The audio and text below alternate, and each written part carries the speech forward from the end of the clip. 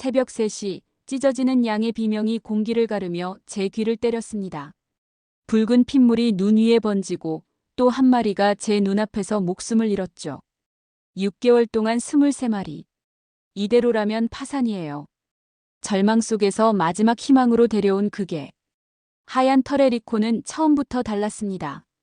짖지도 달려들지도 않았어요. 그저 쳐다봤을 뿐인데 5마리 늑대가 물러났죠. 어떻게 가능한 거죠? 한민우 박사의 대답은 충격적이었습니다. 그건 단순한 개가 아니라 전장의 전략가입니다. 그날 밤 퓨마의 습격은 제 인생을 완전히 바꿔놓았어요. 한국에서 온 짖지 않는 개의 놀라운 비밀을 함께 파헤쳐 보실까요? 그 전에 1초면 충분합니다. 구독, 좋아요, 댓글로 따뜻한 이야기의 울림을 함께 만들어주세요. 저는 산기슭에서 양떼를 기르는 사라 밀러입니다. 콜로라도의 매서운 바람과 온화한 햇살 아래 목장을 운영한 지도 어느새 5년이 넘었네요. 아버지는 군인이었고 끝없는 전장에서 살아남는 법을 가르쳐 주셨습니다. 하지만 지금의 전쟁터는 다릅니다. 여기서 적은 사람이 아닌 자연, 그리고 그 자연의 일부인 늑대죠. 아침 안개가 걷히기도 전에 비명소리가 들렸어요. 양들의 울음이 아니라 죽음의 비명이었습니다. 침대에서 벌떡 일어나 창밖을 내다봤을 때 이미 늦었다는 걸 직감했죠. 셰퍼드인 맥스가 지저대고 있었지만 늑대들은 이미 3마리의 양을 물어 죽인 후였습니다. 맥스, 안 돼. 재빨리 옷을 챙겨 입고 밖으로 달려나갔어요. 몸은 떨리고 맨발이 차가운 이슬에 젖었지만 그런 건 신경 쓸 겨를이 없었습니다. 늑대들은 이미 사라졌고 남은 건 처참한 광경뿐이었죠. 맥스는 죄책감에 고개를 푹 숙이고 있었어요. 그의 등을 쓰다듬으며 괜찮아, 내 잘못이 아니야라고 말했지만 제 목소리에선 확신이 없었습니다. 이번이 3번째였어요. 한 달 사이에 벌써 10마리의 양을 잃었죠. 아버지가 돌아가시고 남편도 떠난 후 이 목장은 제 전부였습니다. 하지만 이제는 그마저도 위태로워졌어요. 집으로 돌아와 따뜻한 커피를 마시며 창밖을 바라봤습니다. 눈앞에 펼쳐진 새벽빛 들판은 여전히 아름다웠지만 그 아름다움 속에 숨겨진 위협이 느껴졌어요. 벽에 걸린 남편의 사진을 바라보며 한숨을 내쉬었죠. 어떻게 해야 할까요? 이대로 계속해도 될까요? 물론 대답은 돌아오지 않았습니다. 보더콜리인 벨라도 데려왔지만 상황은 나아지지 않았어요. 벨라는 양들을 모으는 데는 타고난 재능이 있었지만 늑대 앞에서는 두려움에 떨기만 했죠. 목장 울타리를 높이고 경보 시스템도 설치했습니다. 하지만 늑대들은 항상 틈을 찾아냈어요. 마을 슈퍼마켓에서 만난 린다가 저에게 물었습니다. 사라, 언제까지 버틸 생각이야? 그녀의 목소리에는 동정심이 묻어 있었어요. 포기할 수는 없어요. 이건 단순한 목장이 아니라 제 삶이니까요. 하지만 그날 밤 홀로 남겨진 침대에 누워 천장을 바라보며 처음으로 포기를 생각했습니다. 눈물이 볼을 타고 흘러내렸죠. 창문 너머로 들려오는 늑대의 울음소리는 마치 제 약함을 비웃는 것만 같았어요. 손가락으로 남편의 결혼 반지를 만지작거리며 생각했습니다. 이대로는 안 돼. 마지막 희망이라도 찾아야 해. 콜로라도 목장주 협회 회의가 내일 있었습니다. 평소라면 참석하지 않았겠지만 이번엔 달랐어요. 무언가, 어떤 것이라도 해결책을 찾아야만 했죠. 그날 밤 저는 잠을 설쳤습니다. 가슴속에서는 불안과 절망이 뒤엉켰지만 한편으로는 희미한 희망의 불씨도 있었어요. 내일은 뭔가 다른 게 있을 거라는 그런 예감이었죠. 지역 목장 협회 회의장은 사람들로 북적였어요. 대부분 저보다 나이 많은 남성들이었죠. 여자 목장주는 저 혼자였습니다. 구석진 자리에 앉아 커피를 홀짝이며 회의가 시작되기를 기다렸어요. 여러 목장주들이 비슷한 문제를 겪고 있다는 것을 알게 됐습니다. 늑대 습격, 경제적 어려움, 기후변화. 모두가 어려운 시기를 보내고 있었죠. 회의가 거의 끝나갈 무렵 문이 열리고 한 아시아계 남성이 들어왔어요. 그는 자신을 덴버 대학교의 한민우 박사라고 소개했습니다. 최근 늑대 습격에 대한 소식을 들었습니다. 저는 한국 진돗개 보호 운동을 하고 있는데 이 문제에 도움이 될 수 있을 것 같아 왔습니다. 처음엔 회의적이었어요. 아시아에서 온 개가 어떻게 우리 문제를 해결할 수 있을까요? 그러나 한 박사의 설명을 들으며 호기심이 생겼죠. 진돗개는 수천 년 동안 한국에서 가축을 보호해왔습니다. 특히 주목할 점은 이 개들이 짖지 않고 지키는 방법을 택한다는 거예요. 회의가 끝난 후 제가 한 박사에게 다가갔습니다. 정말 효과가 있을까요? 저희는 이미 shepherd와 보더콜리를 써봤지만 실패했어요. 한민우 박사는 따뜻한 미소를 지으며 휴대폰을 꺼내 한 사진을 보여줬습니다. 흰색 털을 가진 우아한 개였어요. 이게 리코입니다. 제가 직접 훈련시킨 진돗개죠. 그는 특별합니다. 사진 속 개의 눈빛에는 뭔가 다른 게 있었어요. 지혜로움, 평온함, 그리고 결단력이 느껴졌습니다. 어떻게 데려올 수 있죠? 제 입에서 말이 튀어나왔어요. 한 박사의 얼굴에 미소가 번졌습니다. 내일 리코를 데려올 수 있어요. 하지만 그는 일반적인 개가 아닙니다. 그의 방식을 존중해 주셔야 해요.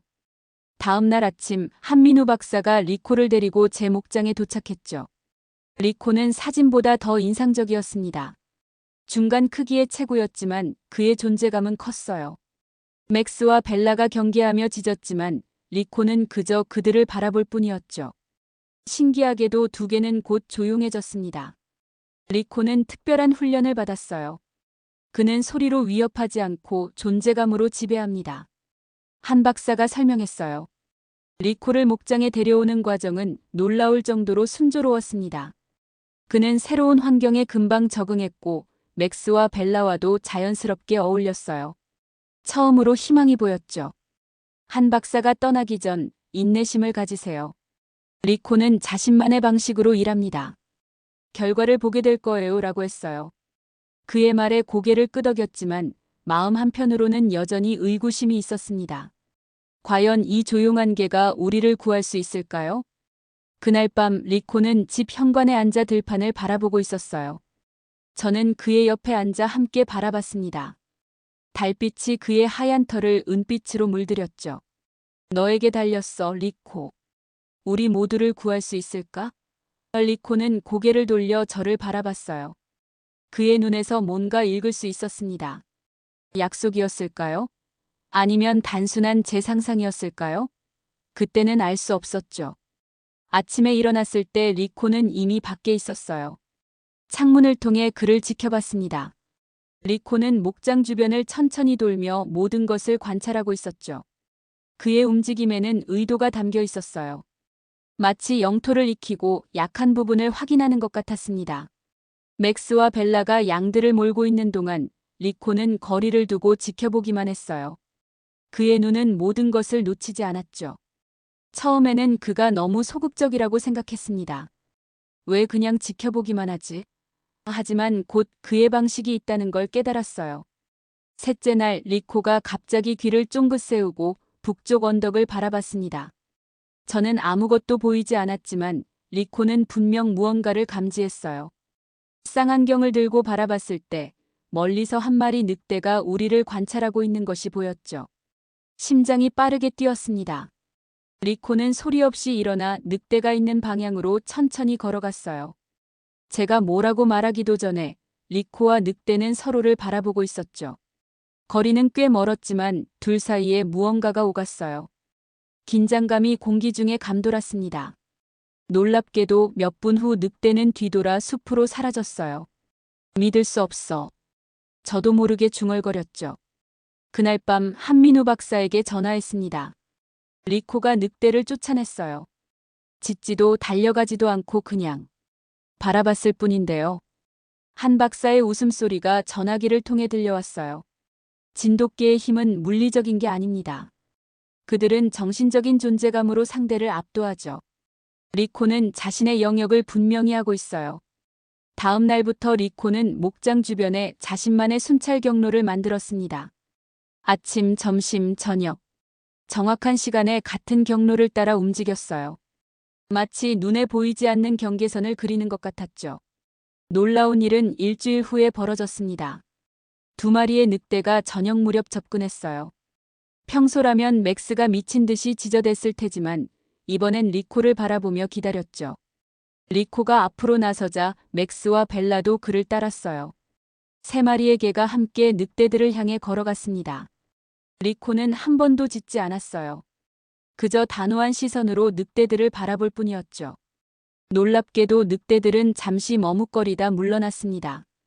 그날 밤 저는 리코의 부드러운 털을 쓰다듬으며 생각했어요. 이 개는 단순한 보호자가 아니야.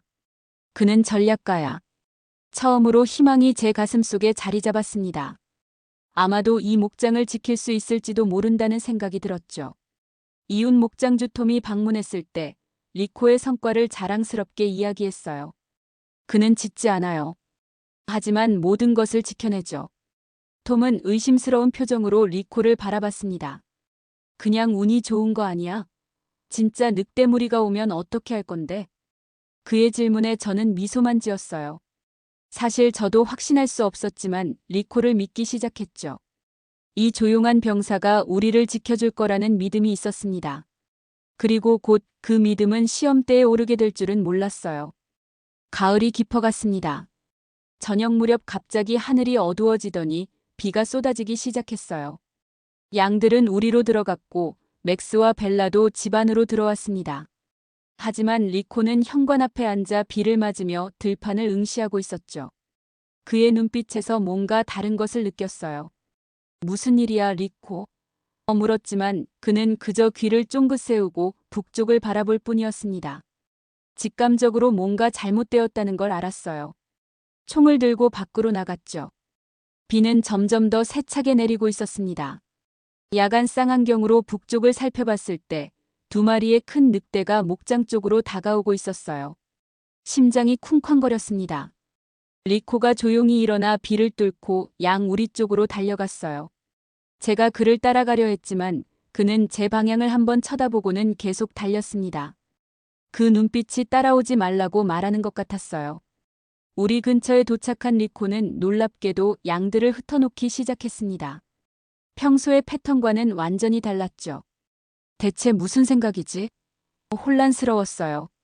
양들이 흩어지면 늑대들의 공격에 더 취약해질 텐데 말이죠. 그때 2마리의 늑대가 우리 북쪽 경계에 도착했습니다. 그들은 일단 멈춰서 상황을 살폈어요. 리코는 양들 사이로 천천히 걸어가더니 갑자기 양떼에서 벗어나 개방된 공간으로 달려나갔습니다. 늑대들의 관심이 즉시 리코에게 쏠렸어요. 그들은 리코를 쫓아 언덕 쪽으로 달려갔죠. 저는 숨을 죽인 채 지켜봤습니다. 리코가 자신을 미끼로 사용하고 있다는 것을 깨달았어요. 그는 늑대들을 양에게서 멀리 유인하고 있었습니다. 언덕 위에서 리코는 갑자기 멈춰서서 늑대들을 마주했어요. 2마리의 늑대가 그를 둘러싸려 했지만 리코는 놀라운 민첩성으로 늑대들 사이를 오가며 그들의 공격을 피했습니다. 그의 움직임은 마치 춤을 추는 것 같았어요. 늑대들은 점점 지쳐갔고 리코는 전혀 지친 기색이 없었죠.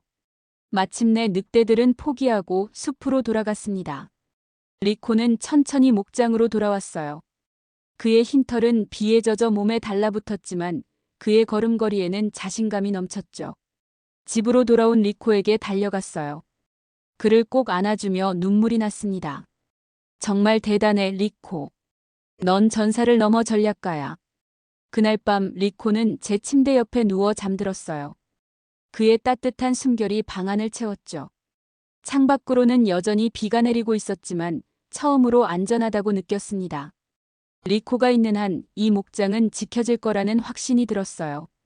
다음 날 아침 한민우 박사에게 전화해 어젯밤 일을 이야기했습니다.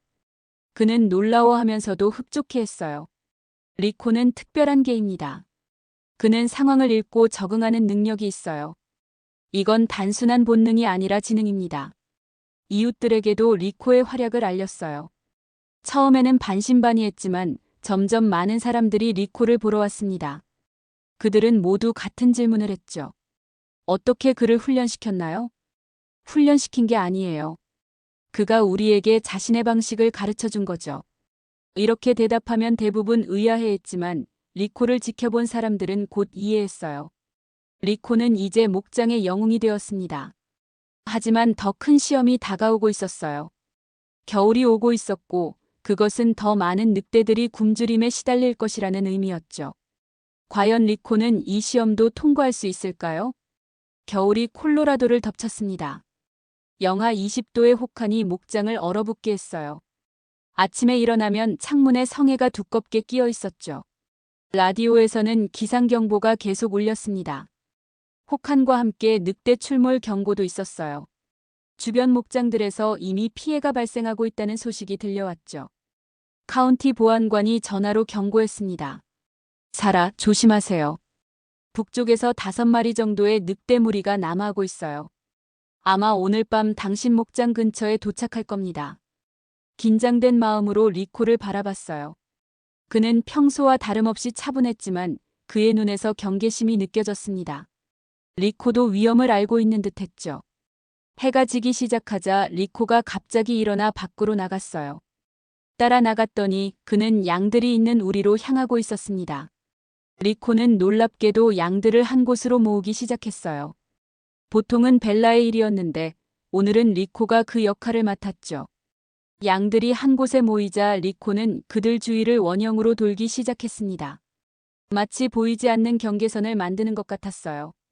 맥스와 벨라도 리코를 지켜보다가 자연스럽게 합류했죠. 3마리의 개가 양떼 주위를 각각 다른 위치에서 순찰하기 시작했습니다. 한민우 박사가 전에 했던 말이 떠올랐어요.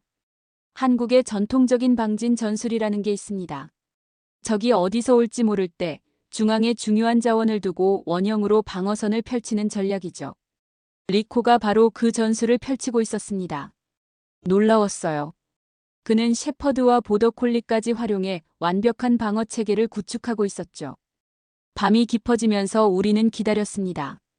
달빛이 눈 덮인 들판을 비추며 은빛 풍경을 만들어냈어요. 그때 목장 북쪽 경계에서 움직임이 보였죠. 5마리의 늑대가 조심스럽게 접근하고 있었습니다. 심장이 빠르게 뛰었어요. 라이플을 꽉 쥐고 있었지만 리코를 신뢰하기로 했습니다. 그는 자신의 위치를 지키며 나머지 2개에게 신호를 보냈어요.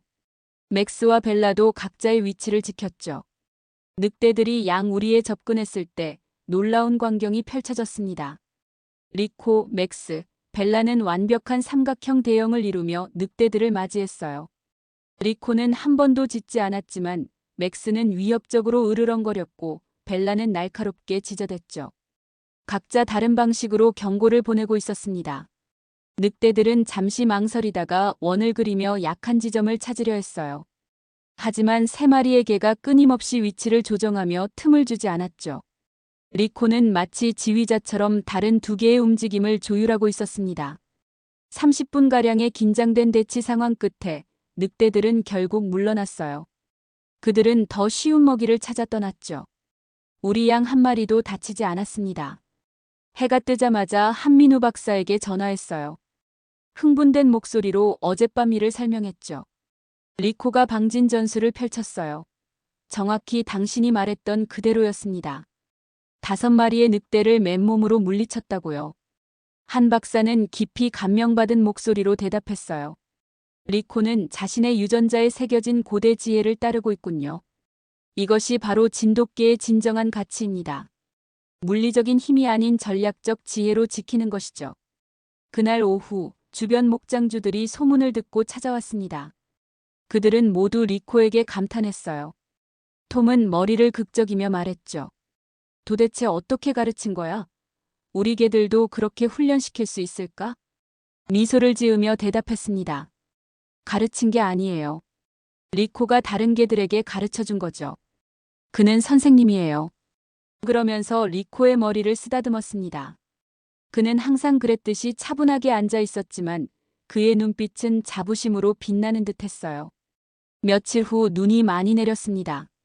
아침에 일어나 창밖을 내다보니 목장 전체가 하얀 이불을 덮은 듯했어요. 리코는 눈 위에서 발자국을 남기며 평소처럼 순찰하고 있었습니다. 그의 하얀 털은 눈과 거의 구분이 안 됐죠. 마치 들판과 하나가 된 듯했어요. 그날 오후 카운티 야생동물관리원이 방문했습니다. 그는 리코에 대한 소문을 듣고 직접 확인하러 왔다고 했어요. 그런 방식으로 늑대를 물리치는 개는 본 적이 없습니다. 혹시 연구 목적으로 리코의 행동을 관찰해도 될까요? 허락했고 관리원은 목장 주변에 몇 대의 카메라를 설치했습니다. 그는 떠나기 전에 말했어요. 당신의 개가 해낸 일은 정말 놀랍습니다. 이것은 우리 지역의 늑대 관리 방식에 새로운 시각을 제공할 수 있을 거예요. 리코의 방진 전술은 이제 그의 트레이드마크가 되었습니다. 매번 위협이 다가올 때마다 그는 같은 전술을 사용했지만 상황에 맞게 약간씩 변형했어요. 때로는 양들을 작은 그룹으로 나누기도 하고 때로는 지형을 이용하기도 했죠. 그의 지능은 정말 놀라웠습니다. 혹한의 겨울이 지나가는 동안 우리 목장은 한 마리의 양도 잃지 않았어요. 주변 목장들이 늑대 습격으로 고통받는 동안 우리는 안전했죠. 리코 덕분이었습니다. 그는 이제 단순한 개가 아니었어요. 그는 우리 목장의 수호자이자 전략가였습니다. 하지만 곧 더 큰 도전이 다가올 줄은 몰랐죠. 봄이 오면서 목장에 새로운 생명이 피어났습니다. 새끼 양들이 태어났고 들판은 푸른빛으로 변했어요. 하지만 봄은 또 다른 위험도 가져왔죠. 코요테들이 활발하게 활동하기 시작한 거예요. 늑대와는 다른 방식으로 위협적이었습니다. 코요테는 더 작지만 교활하고 무리를 지어 행동했거든요. 이른 아침 목장 남쪽에서 소란이 일어났어요. 달려가 보니 5마리의 코요테가 새끼 양 주변을 맴돌고 있었습니다. 리코는 이미 현장에 있었고 맥스와 벨라도 그의 뒤에 서 있었죠. 하지만 이번에는 뭔가 달랐어요. 코요테들이 흩어져서 여러 방향에서 접근하고 있었거든요. 리코는 잠시 상황을 관찰하더니 놀라운 행동을 했습니다. 그는 짧고 낮은 소리로 신호를 보냈어요. 그의 첫 번째 지짐이었죠. 맥스와 벨라는 즉시 반응했습니다. 마치 명령을 받은 것처럼 맥스는 왼쪽으로, 벨라는 오른쪽으로 이동했어요. 리코는 가운데 남아 3개가 삼각형 대형을 이루었습니다. 코요테들이 접근할 때마다 3개는 위치를 바꾸며 그들을 혼란스럽게 만들었어요. 맥스는 공격적으로 짖었고 벨라는 날렵하게 움직이며 코요테들의 주의를 분산시켰죠. 리코는 전체적인 상황을 지휘하며 조용히 핵심 위치를 지켰습니다. 그 광경은 마치 잘 조율된 춤을 보는 것 같았어요. 리코는 시선만으로 다른 2개를 지휘하고 있었죠. 코요테들은 점점 더 혼란스러워하다가 결국 포기하고 떠났습니다. 위기가 지나간 후 리코에게 달려가 그를 꼭 안았어요. 정말 대단해, 리코. 넌 진정한 리더야. 그의 눈에서 자부심과 함께 따뜻함을 느꼈습니다. 이제 그는 단순한 보호자가 아니었어요. 목장 전체의 지휘관이었죠. 한민우 박사에게 전화의 소식을 전했어요. 리코가 다른 개들을 지휘했어요. 마치 그들이 하나의 부대처럼 움직였습니다. 정말 믿을 수 없었어요. 한 박사는 기쁘게 대답했어요. 진돗개는 원래 다른 개들과 협력하는 능력이 뛰어납니다. 그들은 자신의 영역에서 지배적이지만 공동의 목표가 있을 때는 훌륭한 팀 플레이어가 되죠. 리코가 그 유전적 특성을 발현하고 있네요. 며칠 후 카운티 야생동물관리원이 다시 방문했습니다. 그는 설치한 카메라에서 리코의 행동을 모두 녹화했다고 했어요. 이 자료는 매우 가치 있습니다.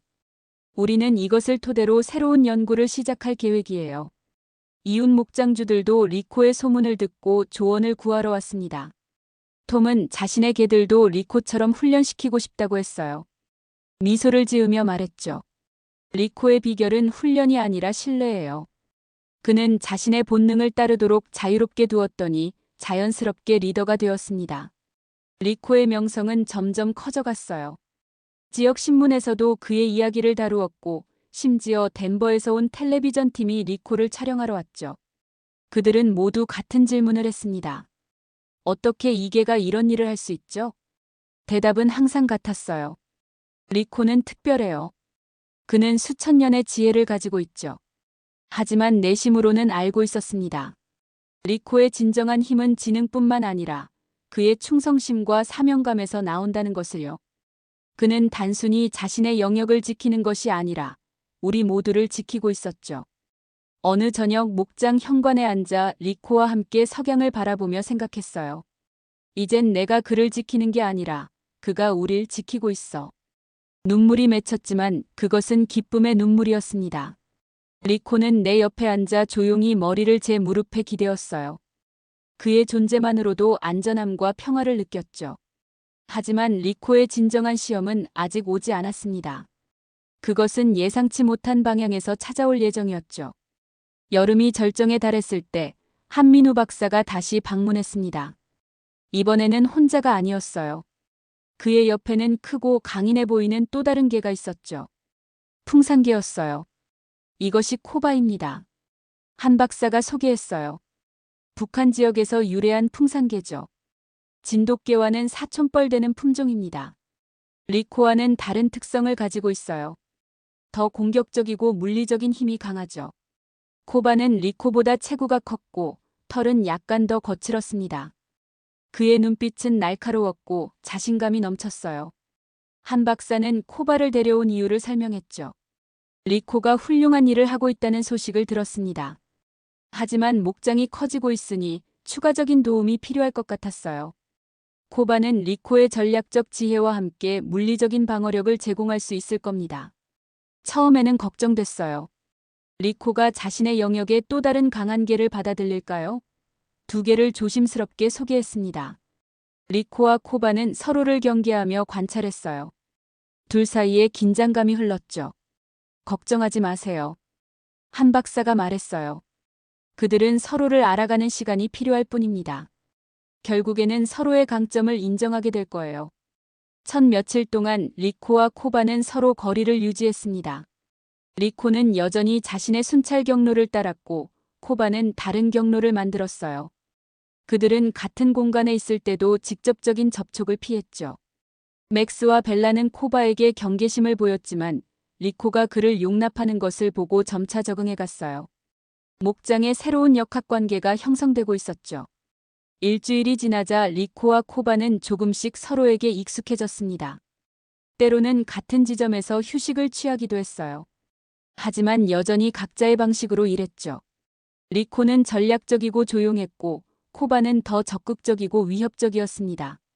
그러던 어느 날 아침 큰 위기가 찾아왔어요. 목장 동쪽에서 퓨마가 발견된 것입니다. 산에서 내려온 퓨마는 늑대나 코요테보다 훨씬 더 위험했죠. 공격적이고 강력했으니까요. 퓨마가 양떼를 노리고 있다는 소식을 들었을 때 심장이 멎는 줄 알았어요. 리코 혼자서는 퓨마를 상대하기 어려울 것이라고 생각했죠. 심지어 코바도 단독으로는 위험했습니다. 급히 목장으로 달려갔을 때 놀라운 광경을 목격했어요. 리코와 코바가 함께 있었습니다. 그들은 서로 눈빛을 교환하더니 마치 계획이 있는 것처럼 각자 다른 방향으로 움직이기 시작했어요. 리코는 왼쪽으로, 코바는 오른쪽으로 움직이며 퓨마를 둘러싸려 했죠. 퓨마는 경계하며 두 개를 번갈아 바라봤습니다. 그것은 혼란스러워 보였어요. 어느 쪽을 경계해야 할지 몰랐죠. 리코가 조금씩 접근하자 퓨마는 그쪽으로 주의를 돌렸어요. 그 순간 코바가 위협적인 소리와 함께 다른 쪽에서 접근했습니다. 퓨마는 두 개 사이에 갇힌 것 같았어요. 리코의 전략적 접근과 코바의 강력한 위협이 결합되어 완벽한 방어를 형성했죠. 퓨마는 몇 분 동안 상황을 판단하다가 결국 물러나기로 결정했습니다. 산 쪽으로 달려가 사라졌어요. 안도의 한숨을 내쉬며 두 개에게 달려갔습니다. 그들을 꼭 안아주며 기쁨의 눈물을 흘렸어요. 너희 둘은 정말 놀라워. 함께라면 무엇도 이길 수 없을 거야. 리코와 코바는 서로를 바라봤어요. 그 순간 그들 사이에 무언가가 변했다는 걸 느꼈습니다. 그들은 이제 경쟁자가 아니라 동료였어요. 각자의 강점을 인정하고 존중하는 관계로 발전한 거죠. 한민우 박사에게 전화의 소식을 전했어요. 리코와 코바가 함께 일했어요. 마치 오랫동안 훈련된 팀처럼요. 그들은 퓨마를 물리쳤습니다. 한 박사는 기뻐하며 말했어요. 이것이 바로 제가 바라던 거예요. 진돗개의 전략적 지혜와 풍산개의 강인함이 결합되면 그 어떤 위협도 물리칠 수 있죠. 그들은 서로의 부족한 점을 보완하는 완벽한 팀이 될 겁니다. 그날 이후로 리코와 코바는 항상 함께 일했어요. 그들은 목장 전체를 함께 순찰했고 위협이 있을 때는 완벽한 조화로 대응했습니다. 리코는 전략을 세우고 코바는 그것을 강력하게 실행했죠. 그들의 협력은 정말 아름다웠어요. 이제 우리 목장은 그 어느 때보다 안전해졌습니다. 늑대들과 코요테들 심지어 퓨마까지도 우리 목장을 피해갔어요. 리코와 코바의 명성이 퍼졌기 때문이죠. 그들은 함께할 때 무적이었습니다. 가을이 다시 찾아왔을 때 우리 목장은 완전히 달라져 있었어요. 양떼는 2배로 늘었고 안전하게 보호받고 있었죠.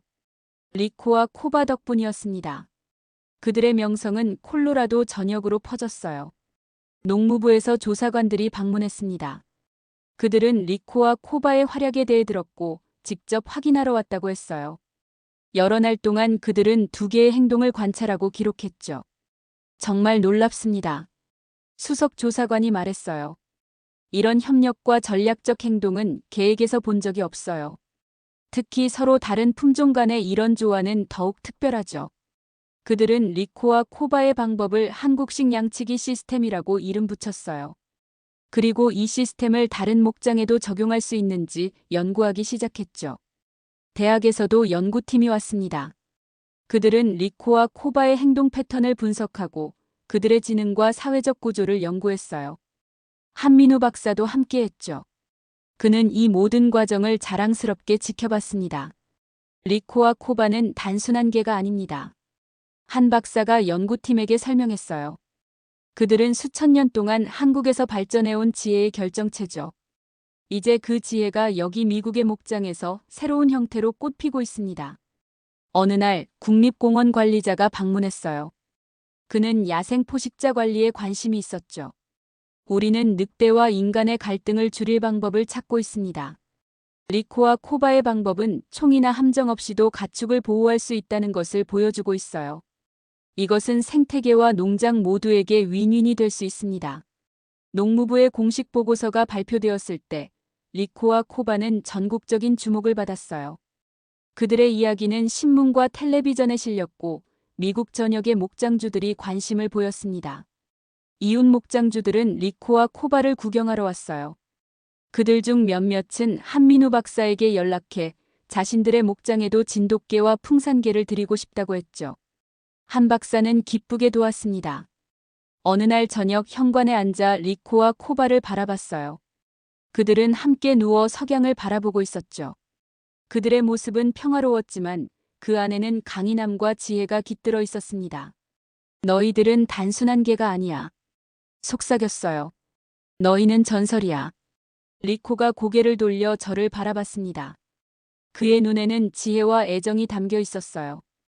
코바도 따라서 저를 바라봤죠. 그의 눈에는 충성심과 힘이 느껴졌습니다. 내가 데려온 건 한 마리 개가 아니라 수천 년간 전해진 지혜였어요. 그들의 털을 쓰다듬으며 중얼거렸습니다. 이제 우리 목장은 번창하고 있어요. 더 이상 늑대나 코요테, 퓨마를 두려워하지 않습니다. 리코와 코바가 있으니까요. 그들은 단순한 보호자가 아니라 이 땅의 진정한 수호자입니다. 그들의 이야기는 이제 콜로라도 전역에서 전설이 되었어요. 리코와 코바 들판을 지키는 개들이라고 불리죠. 그들은 짖지 않았지만 모든 것을 지켜냈습니다. 그리고 그 과정에서 나의 삶도 완전히 바꿔놓았어요. 매일 아침 해가 뜰 때 리코와 코바는 목장 가장자리에 서서 새로운 하루를 맞이합니다. 그들의 눈빛에서 자부심과 사명감이 느껴져요. 이것이 그들의 삶의 목적이고 그들은 그것에 충실하죠. 우리는 함께 많은 계절을 보냈고 앞으로도 더 많은 계절을 보낼 것입니다. 리코와 코바, 그리고 그들이 가져온 고대의 지혜와 함께요. 그들은 단순한 개가 아닙니다. 그들은 바로 들판을 지키는 전설적인 수호자들입니다. 여러분은 이 이야기를 듣고 어떤 생각이 드셨나요? 여러분의 생각을 아래 댓글에 남겨주세요. 그리고 감동적인 사연을 주변 사람들과 공유하고 함께 이야기 나눠보세요. 마지막으로 1초밖에 걸리지 않는 구독과 좋아요, 알림 설정은 영상 제작에 큰 힘이 됩니다.